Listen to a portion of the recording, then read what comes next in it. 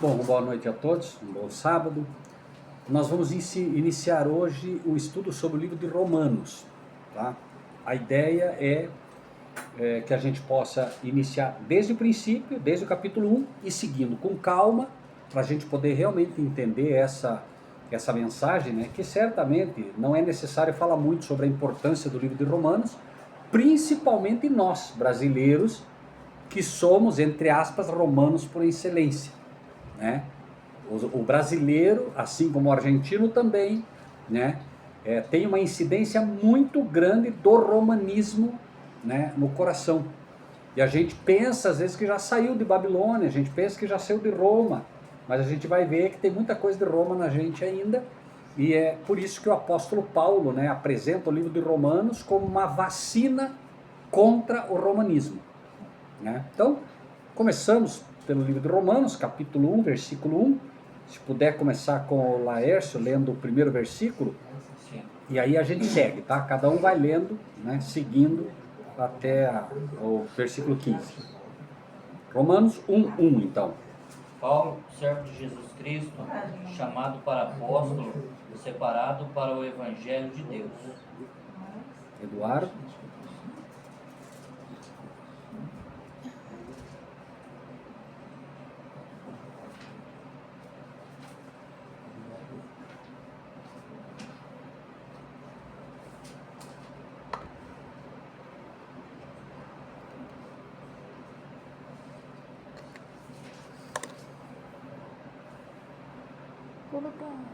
Depois Passamos, pode ser, Graciela, o versículo 2 de Romanos, depois a gente volta para o Eduardo.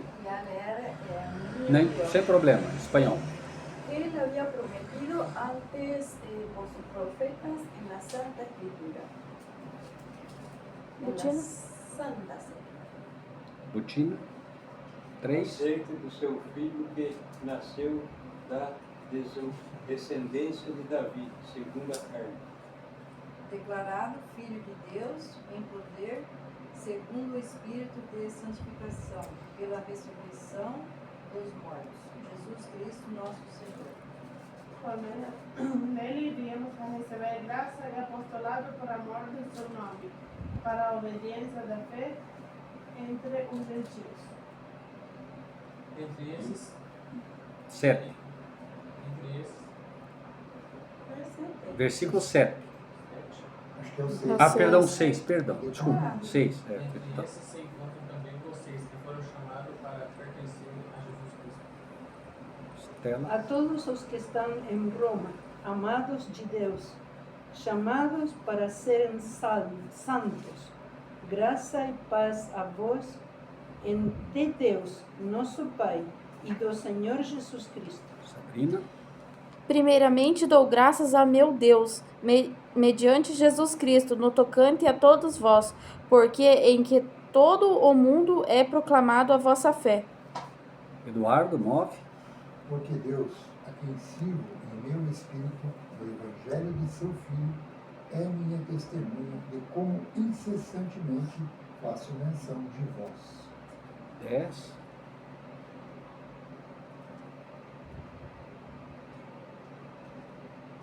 Pedindo sempre em minhas orações que em algum tempo, pela vontade de Deus, se me ofereça boa ocasião de ir ter convosco. Ok, vamos até aqui por enquanto, né? Que o ideal é a gente sempre, né, ler e comentar com calma aquilo que lê, para que a gente realmente aprenda. Né? Um dos erros que certamente se comete nos dias de hoje, entre os cristãos, é o chamado ano bíblico. Por que que é um erro? Não deveria ser, mas acaba sendo um erro porque quando você faz o ano bíblico, você tem pressa de poder ler a Bíblia. Então tem dias que você tem um dia que você não lê, daí no outro dia você vai querer ler o dobro e você acaba engolindo tudo meio sem mastigar e acaba não entendendo o que deveria entender, quando na verdade o ideal é você ler pouco, se necessário for, mas ler bem. É melhor ler menos e ler bem do que ler muito e não, né, não mastigar, não entender o que lê, né? Então, começa, né, capítulo 1, versículo 1, então. Paulo, servo de Jesus Cristo, chamado para apóstolo, separado para o Evangelho de Deus. Hoje virou moda ser chamado apóstolo. Você encontra até já apóstola, né? E o que é um apóstolo? O apóstolo Paulo, esse sim, um apóstolo, primeiramente chamado por Deus. Um apóstolo não é alguém que dá um título a si mesmo, ele tem que ser realmente chamado por Deus. E ele é um apóstolo quando? Quando ele é separado para o evangelho de Deus. Esse é um apóstolo, né? Então hoje, se a pessoa não é separada para o evangelho de Deus, se ele não é separado para ensinar o evangelho de Deus, ele pode ser tudo menos um apóstolo. O que é que os apóstolos faziam? Eles ensinavam o evangelho, não é? Jesus disse: ide e fazei discípulos. Fazendo o quê? Ensinando o que eu vos tenho ensinado. Então um apóstolo é separado para o evangelho de Deus, ele é separado para pregar o evangelho. Esse é um apóstolo. Então qualquer um que se autodenomina um apóstolo, mas não ensina o verdadeiro evangelho, não é um apóstolo, né? Ele se auto-intitulou algo, mas o céu não reconhece ele como um apóstolo. Por quê? Repetimos, quem determina qual o título que você tem é o céu e não você, certo? Tem pessoas que são apenas filhos de Deus e não são servos. Por que não são servos? Porque não obedecem. Ainda que eles se auto-intitulem filhos, eles não são servos ainda porque não obedecem, né? E muitos não são servos por ignorância. Porque um servo só é servo, obviamente, quando obedece. Já falamos muito isso. Ele não conhece o mandamento, ele acredita que o mandamento não está aí para ser obedecido, então não pode ser considerado um servo, não é? O que é um mandamento? É um mandamento, é uma ordem, né? Deus vem e te dá uma ordem, né? Não terás outros deuses diante de mim. Isso é uma ordem, é um mandamento. A pessoa adora uma trindade, ele não está sendo um servo de Deus. Ele pode ser ignorante. Isso não quer dizer que ele não é um filho de Deus, isso não quer dizer que ele é rejeitado, mas ele não é um servo. Por quê? De novo, porque a premissa para um servo é que obedeça aos mandamentos de Deus. Aí ele é um servo, tá? Então, Paulo se autodenomina, mas não por ele. Veja que ele diz: Paulo, servo de Jesus Cristo, chamado para apóstolo, separado para o evangelho de Deus, né? Que evangelho?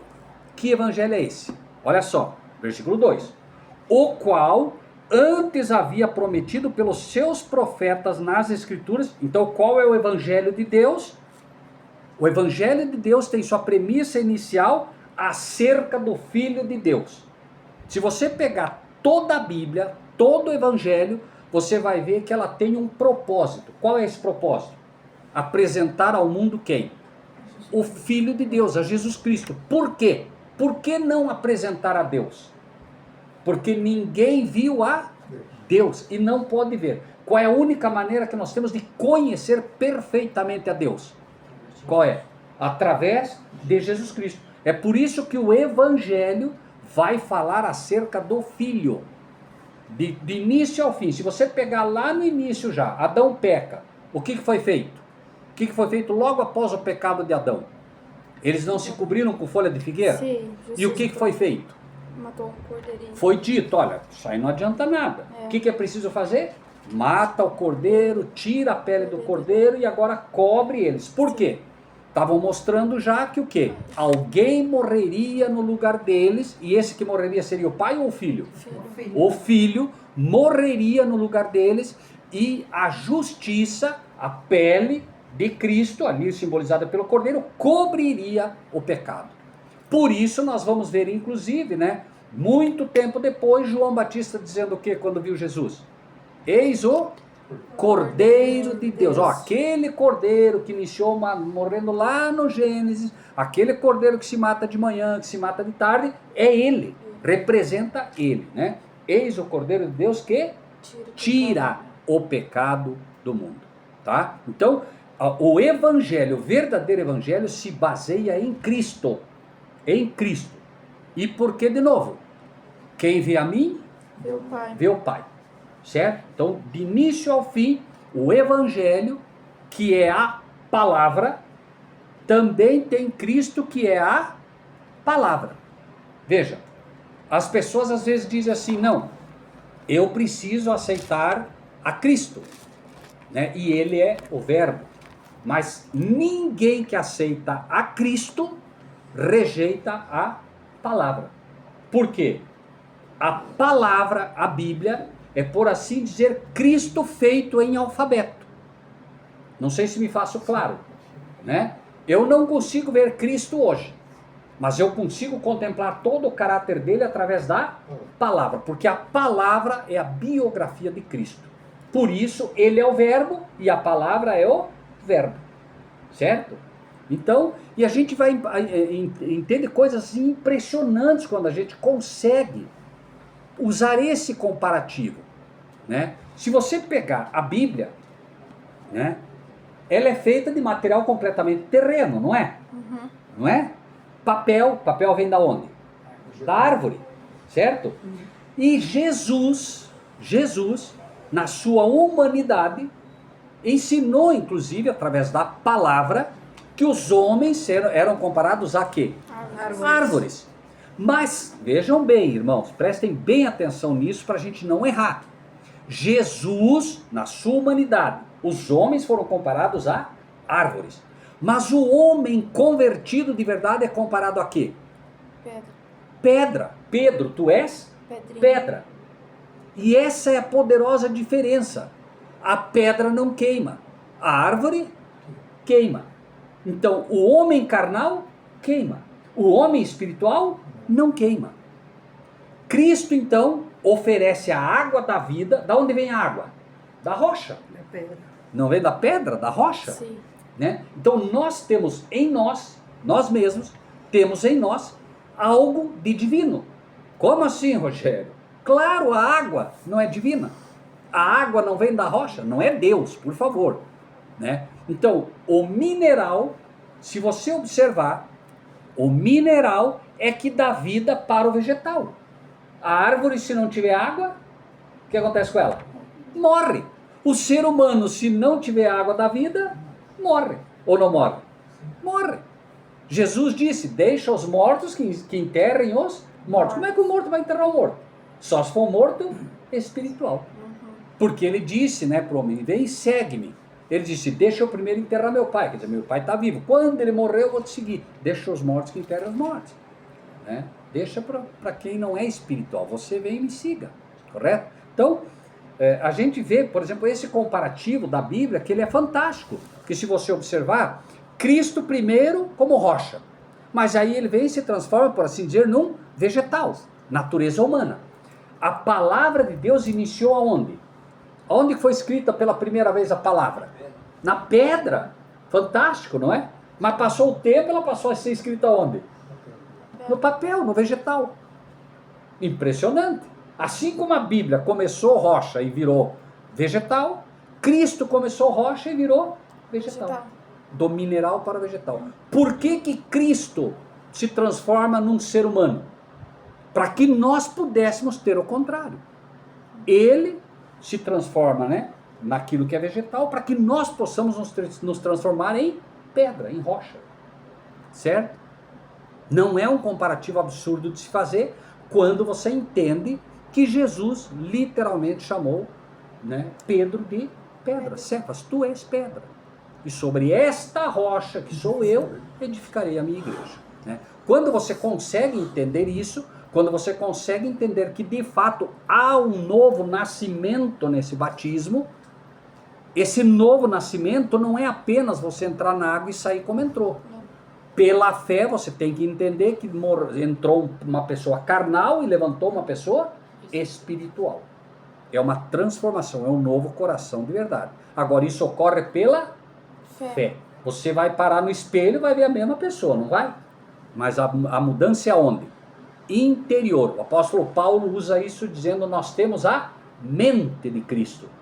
Então, de certa forma, é como se você dissesse assim, você é um lobo, você vai e se batiza. Quando você sai, você continua com a aparência de um lobo. Mas o que mudou? A mente.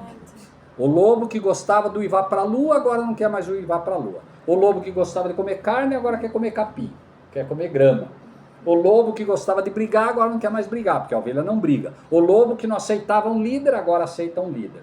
As ovelhas seguem o seu líder, não é assim? Então, isso que muda. Você que era independente, agora tem um líder. Quem é o líder? Jesus. Ele é o cabeça.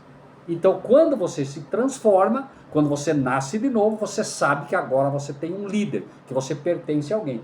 E só isso já derrubaria de uma vez, por exemplo, pessoas que dizem, meu corpo, minhas regras. Errado.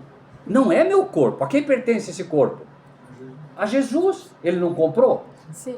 Então, eu não posso dizer meu corpo, minhas regras, né? Porque as regras são as dele, uma vez que o meu corpo não é meu, é dele. Isso ensina, inclusive, algo que tem gerado muito problema nos casamentos. Muito problema. O apóstolo Paulo apresenta, nós somos adultos aqui, podemos falar disso.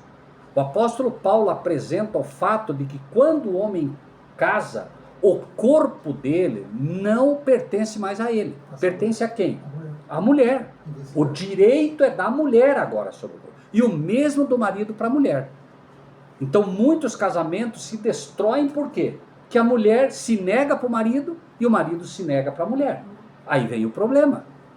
Entende? E o apóstolo Paulo coloca isso inclusive pela brasa, pelo fogo, né? Por isso ele diz, né, olha, se por causa do fogo, casem-se. Então ele apresenta, né, essa questão de uma maneira que a gente poderia ter muitos casais realmente se respeitando, né, se houvesse esse princípio no coração, né, que é um princípio fantástico, né? Quando você vê, por exemplo, a própria mulher comparada à igreja, né? Por que o apóstolo Paulo diz, mulheres, sede submissas aos vossos maridos? Por quê? Por que ele diz? Porque a mulher é comparada com a igreja. E a igreja tem que ser submissa a quem? A Cristo, que é o marido, né? E aí, claro, o inimigo vem com o chamado feminismo para derrubar isso. Não precisa do homem, não precisa... Gente, tudo é um engodo, né? Mas, por outro lado, né, nós vemos o princípio como ele é fantástico, da parte da mulher. Mulheres, sede submissas aos vossos maridos. Maridos, amai vossa, não vossas, vossa mulher, sua esposa, né? Então, e aí, outro erro. O amor é o sentimento mais bonito que existe. Mentira. O amor não é um sentimento, o amor é um princípio. Então, quando ele me diz para amar minha esposa, esteja eu bravo, não esteja bravo, eu tenho que amá-la, porque isso é um princípio. Se fosse um sentimento, eu posso sentir amor agora e depois ódio. Mas eu não tenho esse direito como marido. Eu tenho que amá-la. E eu tenho que amá-la mais do que minha mãe ou não? Sim ou não? Sim. Sim.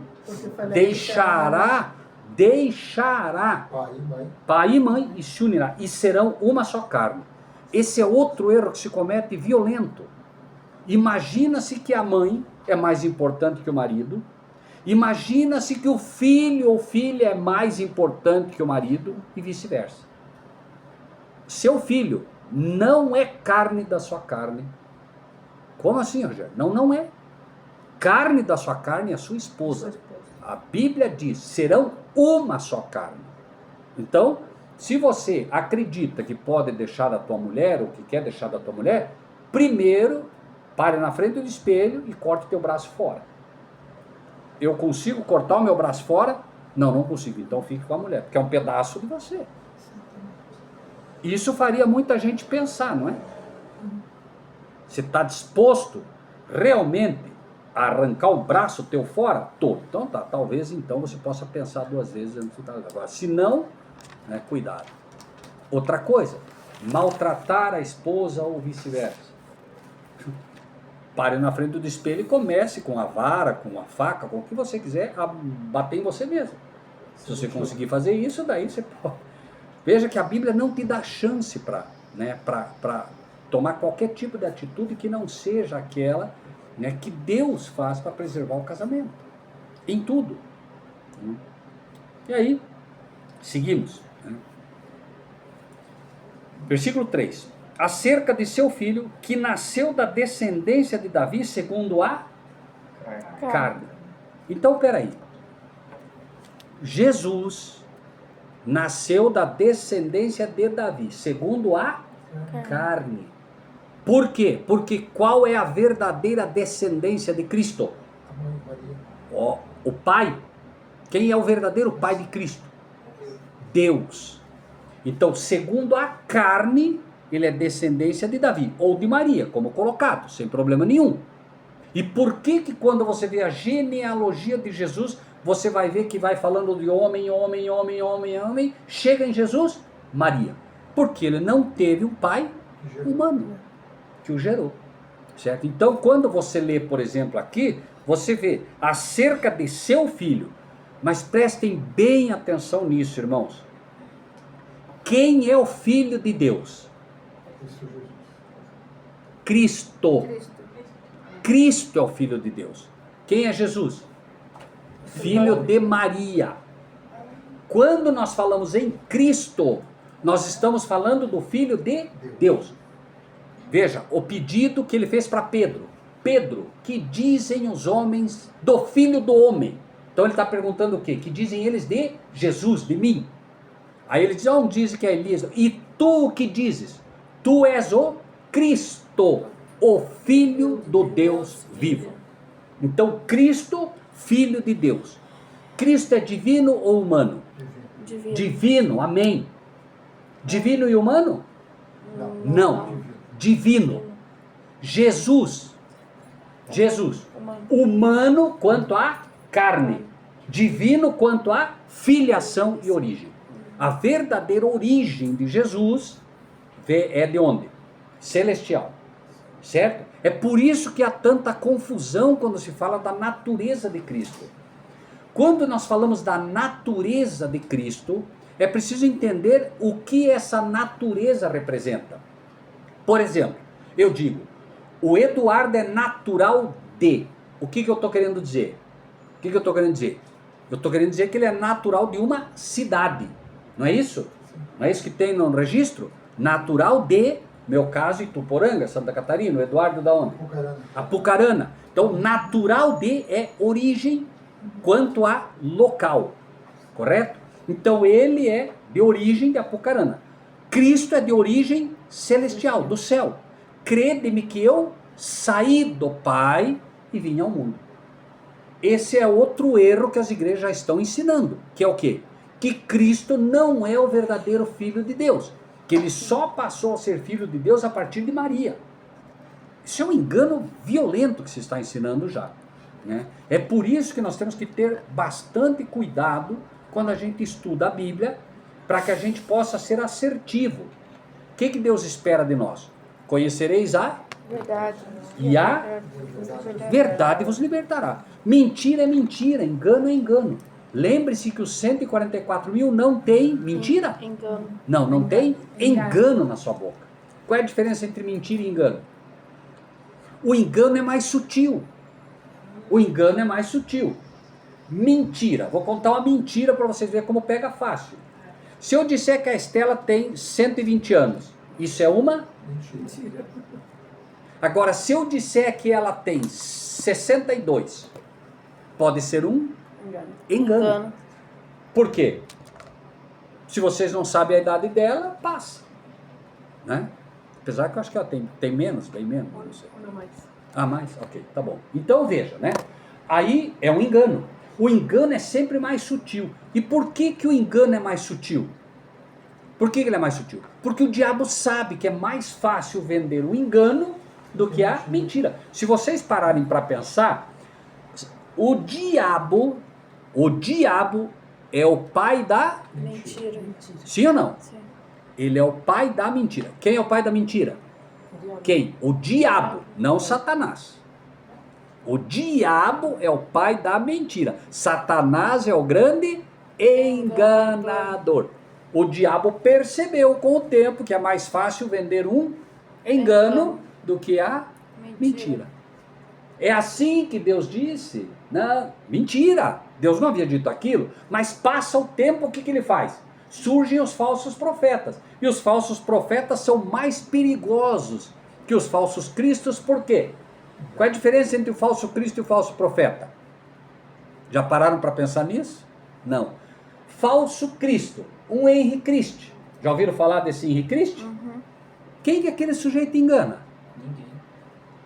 Mas o falso profeta usa A Bíblia. a Bíblia. Ele abre a Bíblia. Por isso ele é muito mais perigoso. O falso profeta abre a Bíblia. E com a Bíblia aberta ele ensina o engano. É ou não é assim? Né? Pode ver. Por isso que os falsos profetas são muito mais perigosos. As igrejas estão cheias de falsos profetas. A pessoa vai na igreja, o que ela ouve? Um monte de falsa profecia. Aqueles que arriscam a profecia do Apocalipse, de Daniel, ensinam tudo errado. Estamos falando no genérico, claro que sempre tem exceção, né? É só olhar. Muitos aqui se criaram dentro da igreja praticamente e aprenderam tudo errado. Claro. Ou não? Sim. Não é? Aí é preciso que você fique aonde? Na palavra. Palavra, palavra, palavra. E tem que ser um bom bereano. O que o bereano faz? Ouve de bom grado. E o que mais?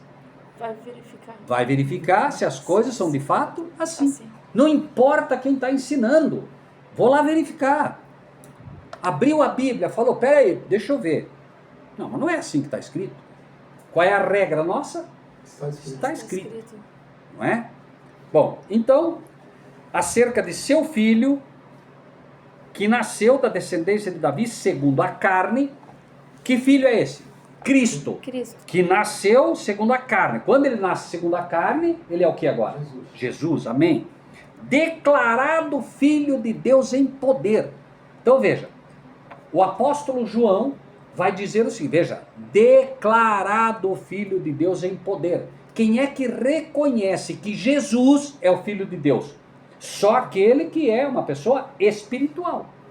Por quê? Ele pergunta, de novo, para deixar isso bem claro. Pedro, que dizem os homens acerca do filho do homem? Uns dizem que é Elias. Eles tinham certeza? Não. Uns dizem que é Elias, outros dizem que é isso. E tu que dizes? Jesus quer saber o que nós, ele está dizendo para nós, e vocês dizem o que acerca do filho do homem? Qual é a nossa confissão? Jesus é o Filho de Deus. Essa tem que ser a nossa confissão.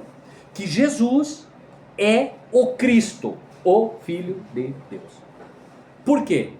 Porque o verdadeiro cristão não vai pela aparência. Nós vamos pela aparência? Nós vamos pela fé. E a fé nos diz que aquele Jesus que morreu naquela cruz é o Filho de Deus. Certo? Porque não olhamos para a aparência. Se nós olhássemos para Jesus apenas na aparência, o que nós veríamos? Um homem sem parecer e nem formosura. Então vamos decidir pelo que vemos? Não. Vamos olhar o caráter. E aí nós vamos saber quem é ele. Certo? Interior. Bíblia. Qual é a grande maravilha desse livro? Basta pegar ele e deixar ele aberto aí, que ele é um amuleto que espanta todos os demônios. É isso? É isso? Onde está o verdadeiro caráter da Bíblia? Onde?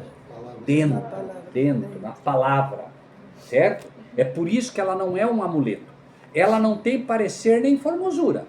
Mas quando você abre e começa a ler, não são pérolas preciosíssimas que saem dela? Sim. Aí você vê a beleza dela. A beleza está no caráter.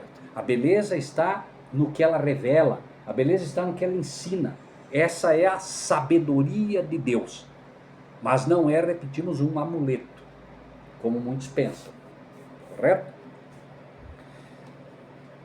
Declarado Filho de Deus em poder, segundo o espírito de santificação. Qual é o grande atributo da divindade? Santificação. Não é esse o grande atributo da divindade? Sede santos, como o vosso, o quê? Pai que está no céu é santo. Não é isso? Então, o grande atributo da divindade é a santidade.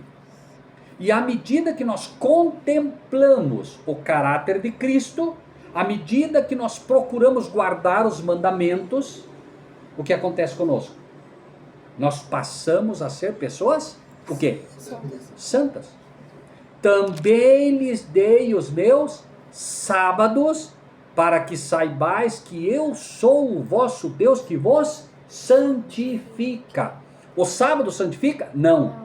O sábado foi dado para que Deus, através dele, nos santifique. Está entendido isso ou está confuso? Tem muita gente que guarda o sábado, mas não está sendo santificado. Por quê? Porque acha que o sábado santifica. O sábado não santifica. O sábado é um instrumento de Deus que ele usa para nos santificar. A lei de Deus, ela é o quê? Santa, justa e boa. Então, quando eu procuro guardar a lei de Deus, eu passo a me transformar numa pessoa, o quê? Santa, que mais? Justa e que mais? Boa. Por quê? Porque a lei reflete o caráter de Deus. No momento que eu começo a contemplar a lei, no momento que eu começo a guardar a lei, ela começa a fazer parte da minha vida. Deus escreveu a sua lei nas tábuas de quê? De pedra. O que Deus quer dizer para nós quando escreve a lei em tábuas de pedra? Ou será que ele disse, eu vou escrever na rocha aqui porque é mais bonito? Não. Em quem ele estava pensando? Em quem Deus pensa a todo momento, em tudo que faz em relação à palavra de Deus? Em nós. Em nós. Tudo que ele faz buscando nos resgatar. Então, quando ele escreve na rocha, ele está dizendo, número 1, eu estou escrevendo a minha lei na rocha, porque a rocha é símbolo de eternidade. Passarão os céus e a terra, mas as minhas palavras não passarão. Daniel 2, todos os reinos caíram. Reino de ouro, caiu ou não caiu? Reino de prata, caiu ou não caiu? Caiu. Reino de metal, reino de bronze, reino de ferro, todos caíram. Qual foi o único reino que não caiu? Que subsiste para toda a eternidade? Rocha, símbolo da eternidade. Então ele escreve na rocha mostrando que a lei dele é eterna. Só isso já deveria mostrar para qualquer cristão que a lei é eterna. Não é do Velho Testamento. Por que mais ele escreveu na rocha? Quem é a rocha? Cristo. Ele escreveu também na rocha, mostrando que Cristo viria com a lei escrita no coração. Então quem aceita Cristo tem que aceitar também o quê? Quem aceita Cristo de verdade tem que aceitar também o quê? A lei, porque não tem como receber Cristo pela metade. Eu aceito Cristo, junto com ele vem quem? A lei. Porque a lei está escrita no coração. Quanto amo a tua lei, diz o Senhor, é a minha meditação dia e noite. Alguma dúvida? Meditação. Né? Aí, e uma terceira coisa pela qual a lei é escrita na rocha. Não importa quanto a gente lute, a promessa de Deus é. Ele escreveu na rocha com o quê? O que ele usou para escrever na rocha? Dedo. E na Bíblia, dedo também é símbolo de quê? Espírito. Amém. Então ele, pelo Espírito dele, ele escreve na rocha do meu coração, não importa quão duro seja o meu coração, ele escreve com o seu dedo, com o seu Espírito, a sua lei no meu coração. E aí nós vamos ver que promessa fantástica, quando ele diz, esse é o novo concerto que farei com eles depois daqueles dias. Escreverei a minha lei nos vossos corações. Então quem que vai escrever? Quem vai escrever a lei no nosso coração? O Pai. Ele, o Pai. Pois não. Onde diz que o dedo de Deus é o Espírito de Deus? Livro de Lucas, o livro de Mateus diz, se eu expulso os demônios pelo Espírito de Deus, logo é chegado a vós o reino de Deus. Essa mesma frase no livro de Lucas, ele diz, se eu expulso pelo dedo de Deus, logo é chegado a vós. Então ele compara o dedo com o Espírito. E aí uma outra pergunta simples. Muitas pessoas acreditam que o Espírito é um ser independente de Deus. Então tem o Deus Filho, o Deus Pai e o Deus Espírito Santo, não é isso? Mas eu pergunto, o seu dedo é parte de você ou é um outro ser? É parte. Não é esse o comparativo que ele faz? Se é o dedo de Deus, o Espírito, então é parte integrante do mesmo Deus. Né? Bom, seguimos? Sim. Então, declarado Filho de Deus em poder, segundo o Espírito de santificação, da onde vem o poder? O poder também vem pela santificação. Se você é santo e separado por Deus, obviamente que quanto mais santo, mais o quê? Mais o quê? Mais poder. Claro. Quanto mais... Por quê? Nós somos um conduto. O problema nunca esteve em Deus. Ou esteve? Deus tem muito poder para dar para o seu povo. O que o seu povo precisa para receber esse poder? Se santificar. Não é isso? Nós somos um conduto cheio de sujeira. À medida que vai sendo tirada essa sujeira, o que acontece? O que acontece? O poder de Deus vai fluir melhor. Por que é que Jesus Cristo tinha tanto poder? Porque era um conduto limpo. 100% vinha do Pai e 100% saía. Não é assim? Nada parava em Cristo. Agora, nós somos um conduto sujo. O que acontece com uma mangueira? Você liga lá na torneira e ela está cheia de sujeira dentro. O que acontece com a água lá na ponta? Suja. O que sai? Suja. E sai menos. Não sai menos? Sim. Vai sair, se a mangueira tiver 90% entupida, quanto de água que vai sair lá? 10%. Não é? Agora, se você limpar a mangueira, nós somos essa mangueira, nós somos esse vaso. Tudo sujo. É preciso que Cristo limpe esse vaso para que ele possa o quê? Reter a água da vida e limpa. Por isso a gente vai ouvir falar de cisternas rotas, que não retém água. Por que não retém água? Porque está tudo sujo. A água vem e para ali, não passa, não vai. Não é? Nós somos um conduto. Nós precisamos entender isso. Nós somos um conduto. Cristo disse, ninguém vai ao Pai senão por mim. Cristo é um conduto que leva ao Pai. Ninguém vem ao Pai senão por mim. Perdão, né? Ninguém vai ao Pai senão por mim. E aí, então, como é que eu vou ao Pai? Quem vê a mim, vê o Pai. Quando alguém chegava e dizia, bom mestre, o que ele dizia? Por que me chamas bom? Bom é o meu Pai, que está no céu. Sempre conduzindo para o Pai. E o Pai conduzindo para quem? Para o Filho. Para o Filho. Porque o Espírito não fala de si mesmo. Deus, atuando pelo seu Espírito, leva todos os homens para quem? Para quem? Para Cristo. Qual é o trabalho do Espírito de Deus? Convence do pecado. Primeiro do pecado. Chega, você é pecador. E aí você diz, eu sou pecador, então me limpa. Não, isso não é meu papel. É o Cristo. Convence do pecado, da justiça de quem? De Cristo. Minha? Não, de Cristo. Então, primeiro, pecador. Mas eu não quero mais ser pecador. Então, vai buscar a justiça de Cristo. Aceita Cristo e ele oferece a justiça. Que foi o que aconteceu. O que aconteceu com Adão e Eva? De novo, pecaram. O que eles buscaram?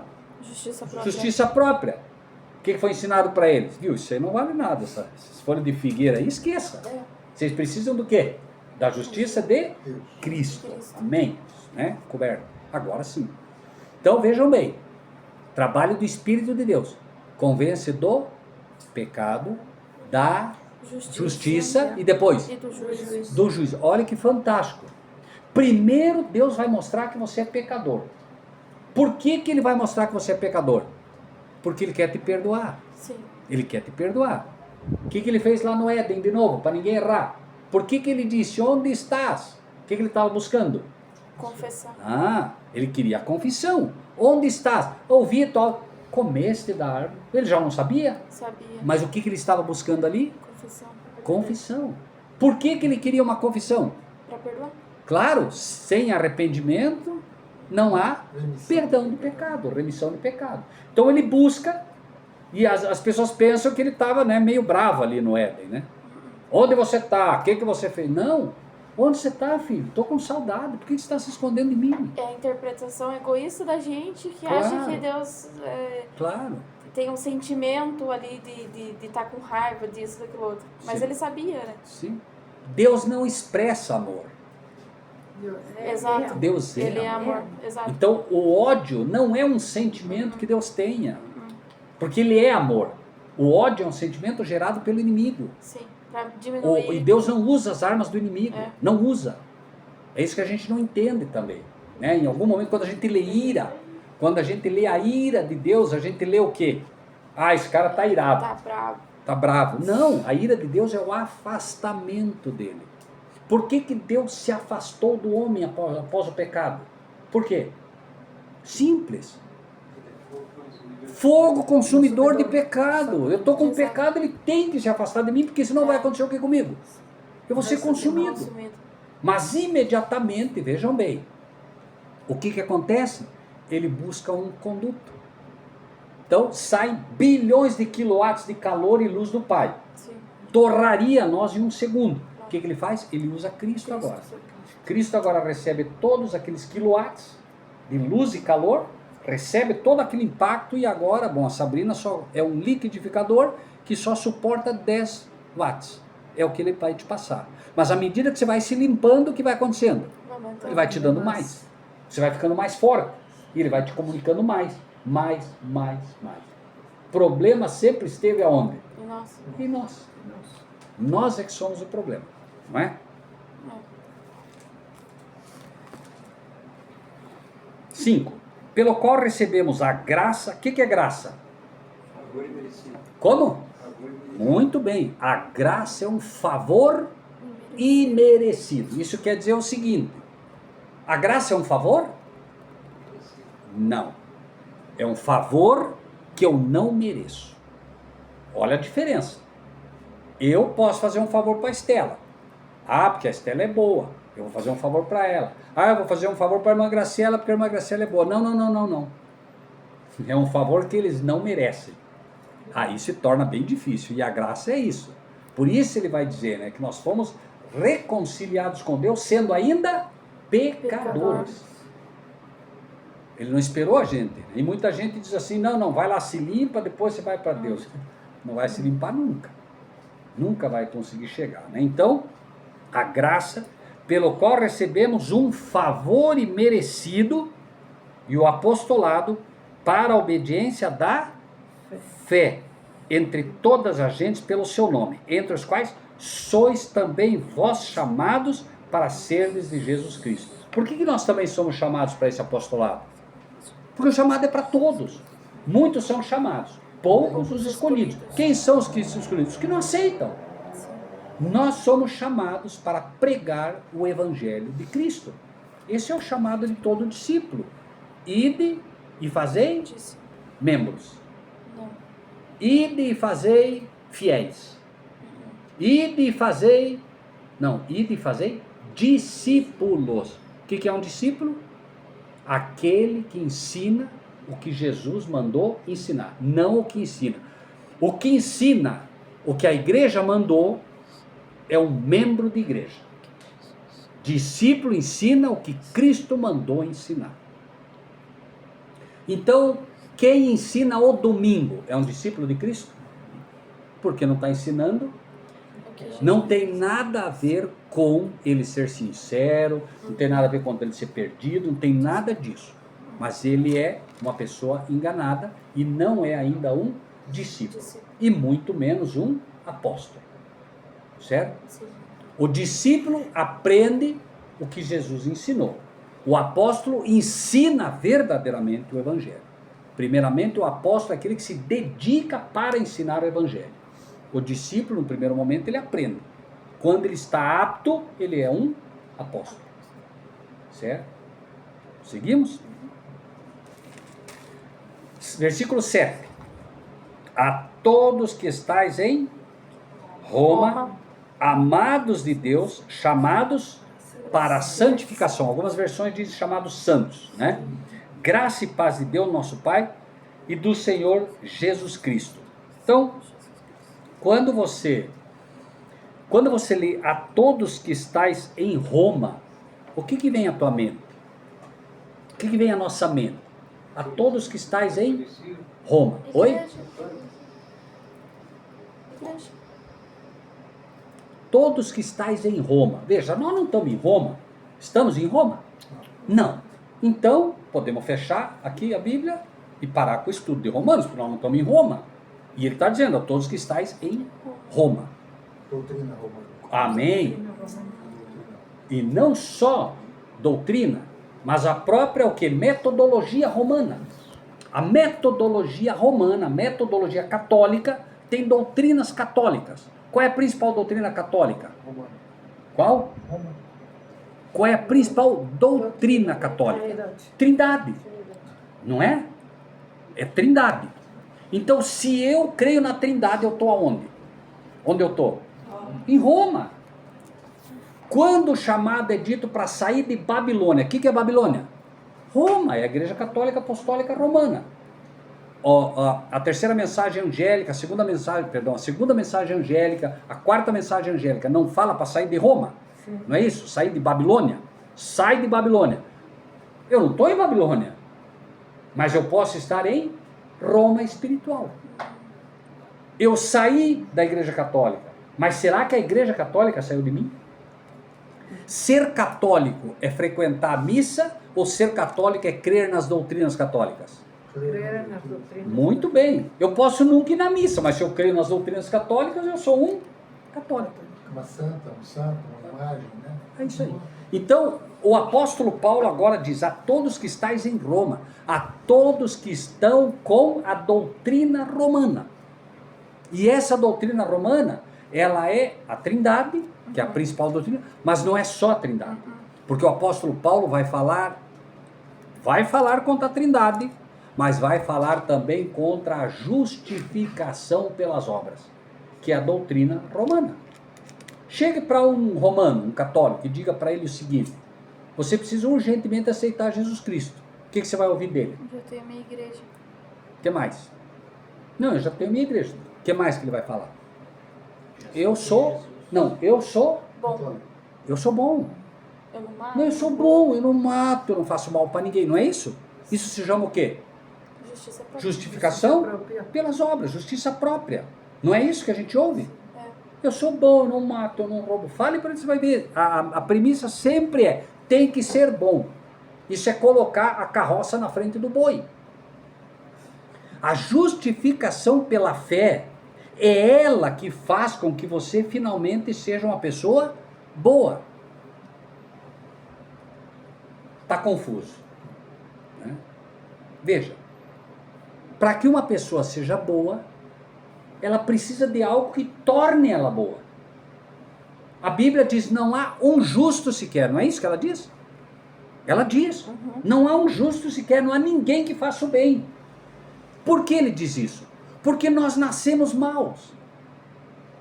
Vamos ampliar um pouco esse raciocínio. Jesus disse, e ele pergunta para cada um de nós hoje, né? Ele pergunta para o Laércio, para o Eduardo, para ela, para cada um de nós: pode o etíope mudar a cor da sua pele? Ele está perguntando: você pode? Pode o etíope, que é negro, ficar branco? Não, não pode. Pode o leopardo tirar as manchas da sua pele? O que é mancha na pele? O que é mancha? Pecado. Por que o cordeiro tinha que ser todo branco, não podia ter nenhuma mancha? Porque mancha é símbolo de pecado. Então, pode o leopardo tirar as manchas da sua pele? Não pode.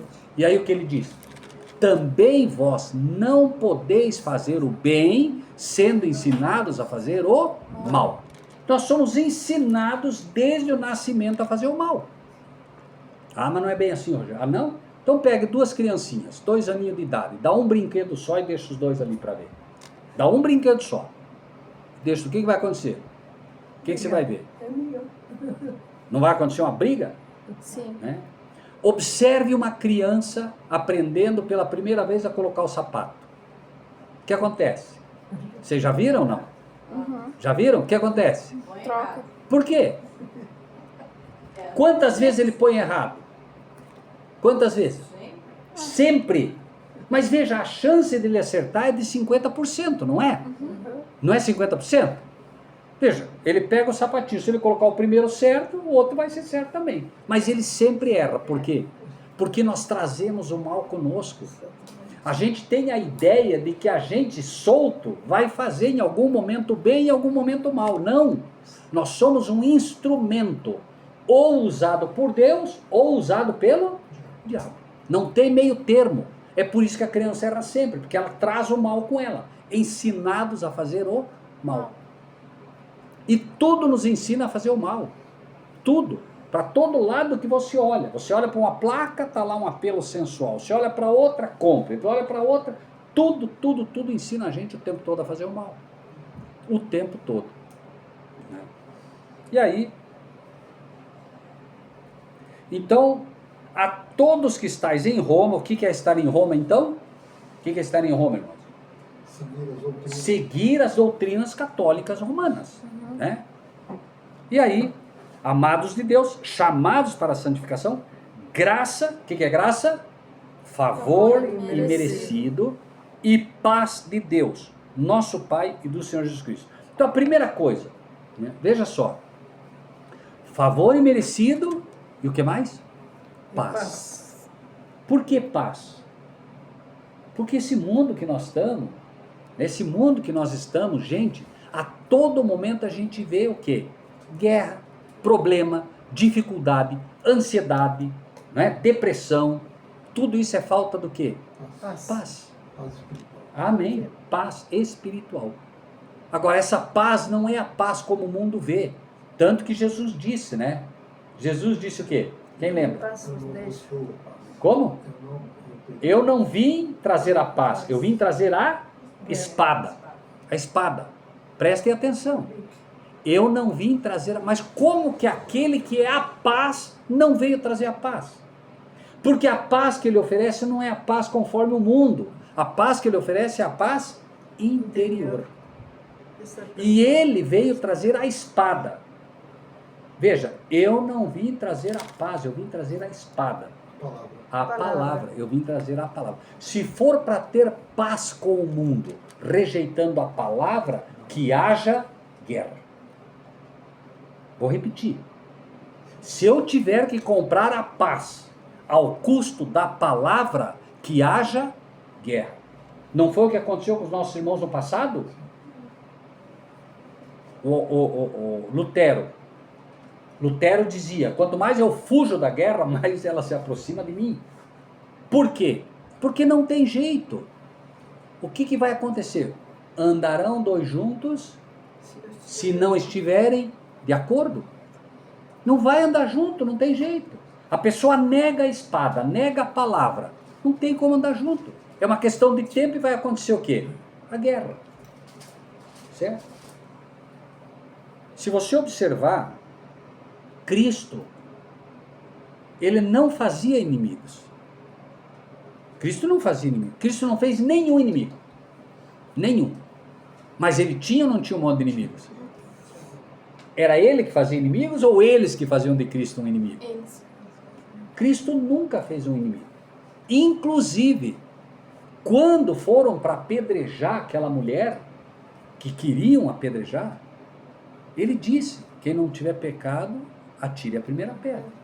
Mas ele podia ter contado os pecados de todos os fariseus que estavam aí, ele não fez. Por quê? Por quê? Para não criar inimigos. Ele não fez inimigos. Judas, ele sabia ou não sabia que Judas tinha vendido ele? Mesmo assim, o que ele fez? Ele não expôs o pecado de Judas. Ele falou, Judas? Não. Ele mostrou, de uma forma nada agressiva, que Judas era o pecador. Mas ele não expôs o pecado de Judas. Ele falou, aquele que leva a mão comigo ao prato, é esse. E bem na hora que ele levou a mão, Judas levou junto. Que coisa, hein? E mesmo assim os discípulos não entenderam, porque ele não disse, você, Judas, é o problema. E nem com os fariseus. Quando eles estavam para apedrejar a mulher, o que ele fez? Quem lembra? Escrevia no chão. E o que ele escreveu ali? Amém. Claro. Perfeito. Jesus, perfeito. Escreveu os pecados ali, mas não expôs. Pecados escritos na areia. Por quê? Porque a água da vida apaga. Quem é a água da vida? Cristo. Pecados escritos na areia. Lei escrita na rocha. Passarão o céu e a terra, mas as minhas palavras não passarão. Ninguém vai conseguir apagar a lei de Deus da rocha. Assim como ninguém consegue tirar a lei do teu coração, se for escrita a lei de Deus ali. O verdadeiro cristão morre defendendo a espada, a palavra. E a espada é o que nós precisamos para nos defender do inimigo, não é? Então nós precisamos do capacete da salvação O que é o capacete de salvação? A fé. O escudo, para nos defender do inimigo. E a espada, para nos defender dos erros do inimigo. Pregação do Evangelho. Né? Então, tudo na palavra de Deus é perfeito e a gente aprende a todo momento, né? Quando a gente estuda com calma, com cuidado, com atenção. E essa é a palavra que o Espírito de Deus vai gravar no nosso coração. Porque o Espírito Santo só trabalha com a verdade. Né? E aí a gente já encerra. Né? 8. Primeiramente, dou graças ao meu Deus por Jesus Cristo, acerca de vós todos, porque em todo mundo é anunciada a vossa fé. Pergunta: onde é hoje mais difícil expressar a verdadeira fé? Não é lá dentro mesmo de Roma? Sim. Imagine, nós aqui temos até uma boa liberdade. Agora, em Roma não deve ser nada fácil pregar o Evangelho, não é? Imagine, onde está o trono da besta? Né? Tanto que no Vaticano mesmo tem que ser católico para fazer parte ali. Você não vai ver um protestante ali. E notem, o protestante é a classe mais odiada pelos romanos, ou não? Você pode ser evangélico, você pode ser pentecostal. Agora, se você for protestante, aí você é aquela, né, você é aquele verme do Lutero. Né? O católico odeia Lutero. Qualquer católico que conheça um pouco da doutrina romana odeia Lutero, porque Lutero é a raiz moderna protestante.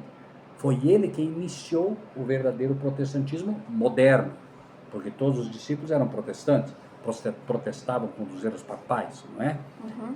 Então, porque Deus, a quem sirve meu Espírito, no Evangelho de seu Filho, me é testemunha de como incessantemente faço menção de vós, pedindo sempre em minhas orações que, em algum tempo, pela vontade de Deus, se me ofereça boa ocasião de ir ter convosco. Isso não mudou. O apóstolo Paulo, na época, tinha um interesse enorme de ir poder pregar aos romanos, e ainda hoje, pela palavra dele, há um interesse enorme de poder ensinar aos romanos. Né? Essa ocasião de ir ter convosco também é apresentada pela palavra. Veja, hoje, como é que Paulo se apresenta para um romano? Através da palavra. Quando nós ensinamos Paulo para um romano, para um católico, nós estamos cumprindo o desejo que Paulo tinha naquela época também. E esse deve ser o nosso desejo. Anunciar o evangelho também para os que estão em Roma. E é difícil. Não é fácil. Com esse encerramos, tá? Porque desejo ver-vos para vos comunicar algum dom espiritual, a fim de que sejais confortados, isto é. Quer ficar aqui, Ana Graciela? Tem mais vento? Não, tá muita fumaça. Não está ruim? Vamos abrir um pouquinho, será que melhora? Porque antes era fumaça, né? Ainda vem, né? Tem. Vai ver menos, né? É, tentar respirar. Tenta respirar fundo, Graciela. Bem fundo, por mais que... Né? Porque desejo ver-vos para vos comunicar algum dom espiritual, a fim de que sejais confortáveis. A carta aos Romanos é, sem dúvida nenhuma, uma dessas cartas que comunica esse dom, né, de conforto. Porque se você observar, toda a carta aos Romanos, ela vai falar da graça, mais do que as obras. E quando a gente luta, né, para obra, é sempre uma luta. Mas no momento que você entende que a salvação é um favor imerecido, que a justificação é um favor imerecido, você descansa, você tem paz. E as obras naturalmente vão aparecer. Não é? Se você estiver ansioso para fazer obra, você vai ter luta. Agora, se você descansar em Cristo, sabendo, né, que você não é salvo pelas obras, você descansa nele, as obras naturalmente passam a surgir. As obras, então, são o resultado da graça e não o contrário. O romanismo ensina, entre outras, que a graça é o resultado das obras. É o contrário. As obras são o resultado da graça. Você recebe um favor imerecido. Quando você recebe um favor que você não merece, o que gera no teu coração? Gratidão. E a gratidão gera o quê? A obra. Não é assim? Eu não mereço nada. Eu falei um monte de mal contra a irmã, contra a Célia. Eu falei mal de todos vocês. Amanhã vocês vêm, Rogério, eu te perdoo. O que gera no meu coração? Gratidão. E automaticamente eu quero agora o quê? Recompensá-los. Não é assim? Sim. Normal. Né? Então, a gente inverte às vezes os papéis e por isso que tem problema, tem dificuldade. Quando eu entendo o amor que Deus tem por mim, quando eu entendo o amor que Cristo tem por mim, isso gera no meu coração o quê? Amor por Ele. Nós o amamos porque Ele nos amou primeiro. Nós amamos Ele primeiro. Não. Nós o amamos porque Ele nos amou primeiro. É o resultado da graça. É o resultado do favor imerecido.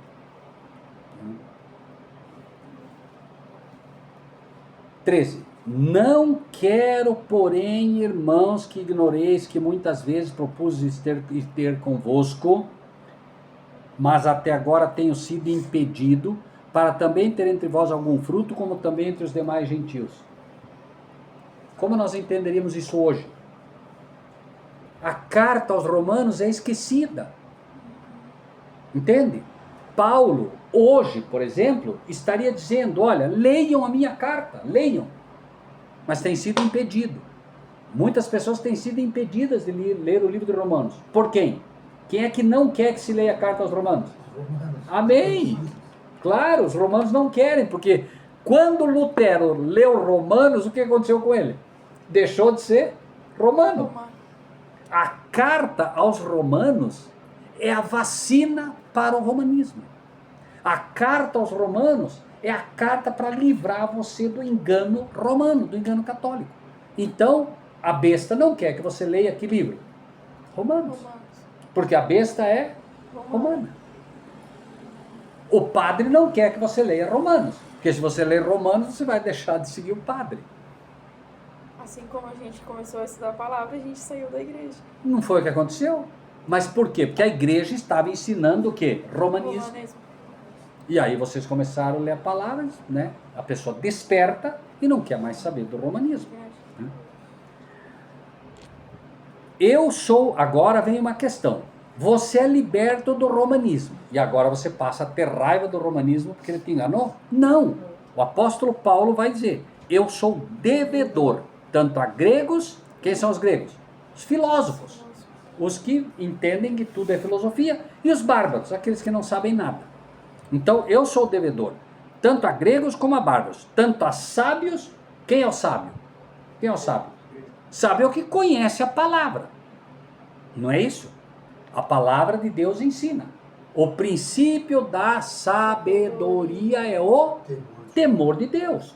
Então, aqueles que têm o temor de Deus têm sabedoria. E aqueles que procuram guardar a lei de Deus têm mais sabedoria do que aquele que tem apenas o temor de Deus. Qual é a diferença? Quem tem o temor de Deus é, por exemplo, o ladrão na cruz. O ladrão na cruz diz, tu nem estando aqui temes a Deus. Ele tinha o temor de Deus, mas ele guardava a lei? Não.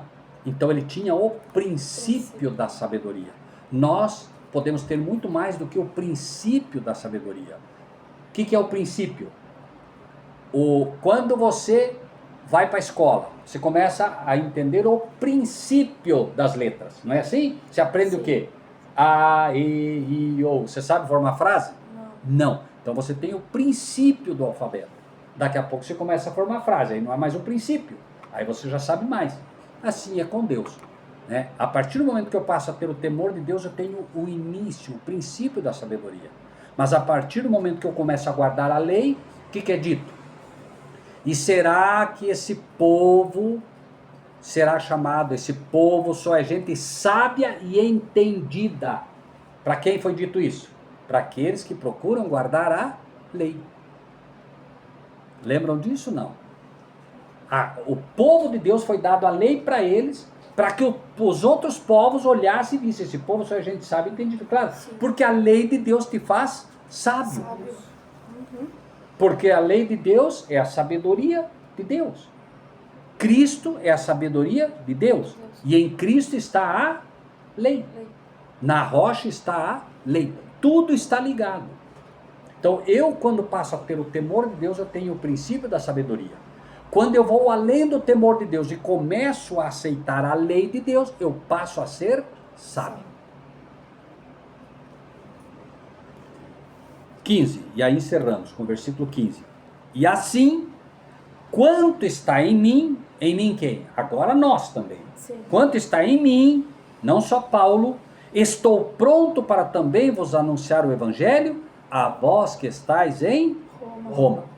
Aí eu quero ler só, e com isso a gente encerra, que é o 15, Gálatas 1, 6 a 8, para vocês verem como é que isso se completa. Gálatas 1, 6 a 8.